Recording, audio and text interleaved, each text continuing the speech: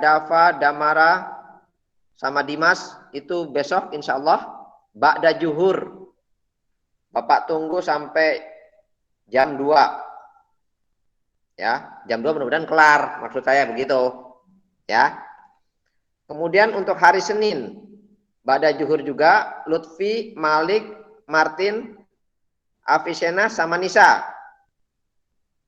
Untuk Selasa Rahmawati, Revana, Sunes sama satu lagi siapa? Aku lupa. Sunes sama Jahra. Hari Selasa. Oke? Sudah? Gak ada masalah ya? Insya Allah besok sudah mulai penginstalan. Baik. Langsung saja kita mulai pelajarannya. Untuk materi ini, bismillahirrahmanirrahim. Assalamualaikum warahmatullahi wabarakatuh. Waalaikumsalam warahmatullahi wabarakatuh. Ya, kita berjumpa kembali di kelas virtual kembali. Sebenarnya namanya praktek komputer itu tidak cocok untuk virtual seperti ini. Mau memakai teknologi apapun tidak akan lancar. Tapi mengingat kondisi seperti ini mau nggak mau dipaksa, gimana caranya kita harus bisa dengan kondisi seperti ini. Untuk kelas 11 kita akan belajar desain grafis. Tadi materi Bapak sudah share ya. Jadi nanti sekarang modelnya Bapak rubah. Untuk di rapat itu kan ada penilaian pengetahuan dan keterampilan ya. Untuk pengetahuan, materi yang Bapak sharing dan tugas kuis yang 5 soal itu tolong dikerjakan. Itu nanti untuk nilai pengetahuan. Nah, sedangkan keterampilan nanti ada prakteknya tersendiri melalui video tutorial. Nah, video tutorial itu nanti Bapak jelaskan bagaimana caranya mengerjakannya, langkah-langkahnya.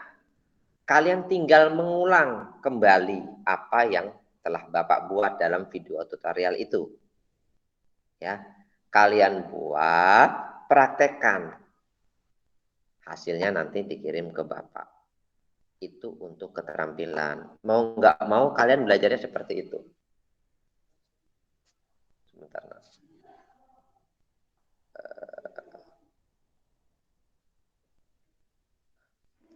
Jadi paham ya model pembelajarannya TIK untuk kelas Bapak. Pengetahuan dikerjakan itu materinya karena berkaitan dengan itu. Nah, untuk keterampilan nanti Bapak buat video tutorial. Kalian ikuti video tutorial itu buat objeknya. Kemudian hasilnya diserahkan ke Bapak. Oke, paham sampai situ ya modelnya? Paham. Ya. Nah, sekarang karena ini materi yang pertama ini tentang teori, jadi sebelum desain grafis itu kita harus mengenal desainnya sendiri itu apa.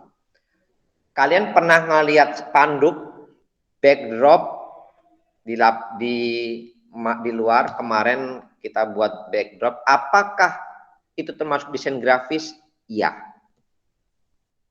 Nah, berarti desain grafis itu apa? Kalau secara kasat mata ataupun secara teori, itu adalah penyampaian informasi seefektif mungkin, semenarik mungkin, agar orang yang melihat atau membacanya itu menangkap pesannya. Itu desain grafis. Pakai apa Pak? Mau pakai spanduk kek, mau pakai video kek? Ya, gimana kita menampilkan informasi, menyampaikan informasi itu seefektif mungkin. Kenapa seefektif? Karena tempatnya mungkin kecil. Bagaimana dengan tempat kecil orang tahu, oh itu tempat isi pulsa, oh itu ternyata bank, oh ternyata itu sekolah. Maka kita harus memutar otak kita bagaimana membuat desain grafis itu atau seefektif, sekreatif mungkin. Nah, orang kreatif itu pasti bisa menggunakan aplikasi. Biasanya, belum tentu bisa menggunakan aplikasi. Tetapi ilmu kreatifnya itu tidak bisa dicuri. Kebalikan, ada orang yang bisa menggunakan aplikasi tetapi tidak kreatif, termasuk saya. Bapak ini bisa menggunakan aplikasi tapi tidak kreatif. Ada lagi orang yang bisa menggunakan aplikasi dan kreatif. Jadi dua. Jadi kalian nanti bisa melihat nih tiga karakter orang tadi. Kreatif tapi tidak bisa menggunakan aplikasi, bisa menggunakan aplikasi tapi tidak kreatif, atau kreatif dan bisa juga menggunakan aplikasi. Nah, kalian kategori yang mana? Nah, nanti sudah bisa menentukan. Jadi kali ini belajar bagaimana mendesain pesan informasi seefektif, semenarik mungkin dengan memperhatikan apa sih Pak supaya bisa efektif, supaya bisa kreatif, supaya pesan itu tertangkap. Kalian lihat promosi seperti itu. Oh, warnanya harus menarik Pak. Oh, kalau gelap harus terang warnanya. Desain spanduk kemarin. Informasinya kemarin sempat ada masalah fish ketika selamat datang peserta dalam kurung MPLS, kemana ada komplain. Kenapa MPLS kan selamat datang peserta harusnya SDP. Ingat gak? Itu orang loh yang ngomong gitu loh. Jadi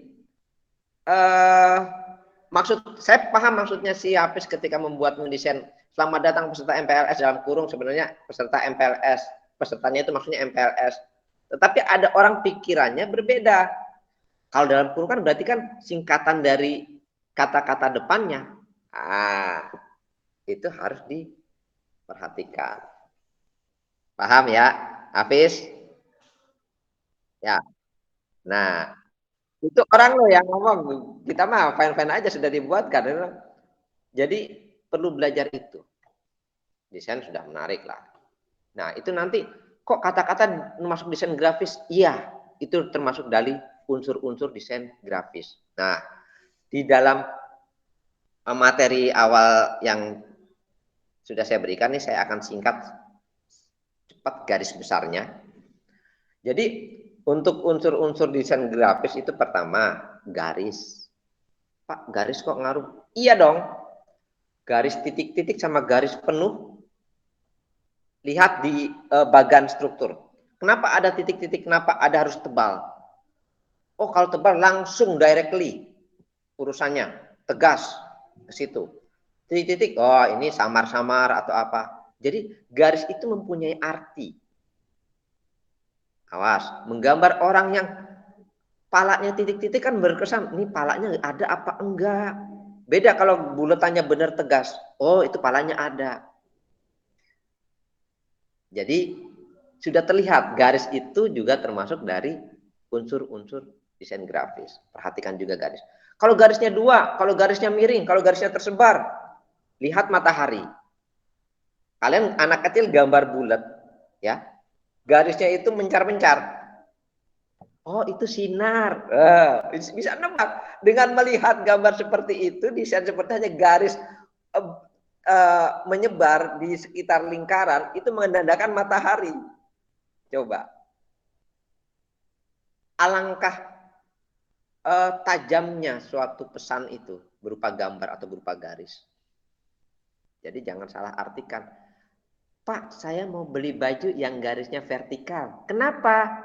Biar nggak gendut. Nah, pernah kayak gitu nggak? Saya kurus nih, saya mau cari baju yang horizontal. Kenapa? Biar saya agak gemukan. Lihat, bener nggak kayak gitu? Nah, itu contoh. Contoh desain grafis bisa menimbulkan suatu fakta seperti itu, gitu loh. Kemudian bidang. Nah, bidang itu di dalam dunia desain atau seni lukis itu ada desain 2 dimensi dan 3 dimensi. Jadi kalau yang tampilan yang 2 dimensi itu hanya seperti foto atau apa itu 2 dimensi. Tapi kalau 3 dimensi itu memiliki unsur volume panjang, lebar, tinggi. Panjang, lebar dan tinggi itu volume. Tapi kalau 2 dimensi itu hanya panjang dan lebar saja. Kemudian Unsur ketiga adalah ilustrasi. Ilustrasi ini misalnya kamu ingin menggambarkan pesan bahwa ini kebun binatang. Yang digambar apa? Pasti kumpulan hewan. Nggak mungkin itu kebun binatang kamu gambar kumpulan pohon. Ya nggak? Nah, begitu. Jadi kamu melihat situasi, peristiwa. Oh, sekolah. Ilustrasinya apa ya? Oh, anak-anak, anak bawah atas anak. Kamu gambar seperti itu. Jadi kita bisa memainkan ilustrasi juga dalam desain grafis. Sangat penting. Karena jika salah ilustrasi, salah persepsi nanti. Kamu maunya sekolah kok gambar binatang, berarti itu tempat binatang semua. Nggak bisa seperti itu. Gitu loh. Nah, itu yang ketiga. Yang keempat adalah tipografi. Tipografi itu yang tadi, yang kesalahan, bukan kesalahan sebenarnya, Fis. Itu sudut pandang seseorang saja. Huruf, ya. Huruf, jadi permainan kata, atau font, jenis fontnya, jenis hurufnya ada yang bergaya tebal, tipis. Nah, kalau tadi itu hanya tipe dalam pengertian salah letak aja komposisi sebenarnya. Jadi kalau tipografi itu berkaitan dengan huruf-huruf, jenis hurufnya, tebal, tipisnya, ya, letaknya, penulisannya vertikal atau horizontal. Jadi itu juga harus diperhatikan. Oke. Nah, kemudian ke 1, 2, 3, 4, 5 adalah warna. Ini warna sudah sangat sering. Kamu suka warnanya apa? Merah. Merah mengidentifikasikan berani. Berarti kalau larangan, kenapa warnanya kuning? Kenapa bukan merah? Ada, Pak. Stop. Backgroundnya, latar belakangnya merah, tulisannya stop. Berarti keras, tegas, stop, berhenti. Kalau kuning, terus di tengahnya ada gambar lampu merah, merah, kuning, hijau. Hati-hati. Nah, kalau bendera kuning, Bapak tanya, Sunes, arti bendera kuning di rumah-rumah itu apa maksudnya? Buat nandain yang orang meninggal gitu. Oke. Rizky, bendera kuning untuk apa? Bendera kuning. Bentuk mungkin Ada berduka orang cita. meninggal itu dipasang bendera kuning. Kenapa nggak bendera merah? Bendera hijau.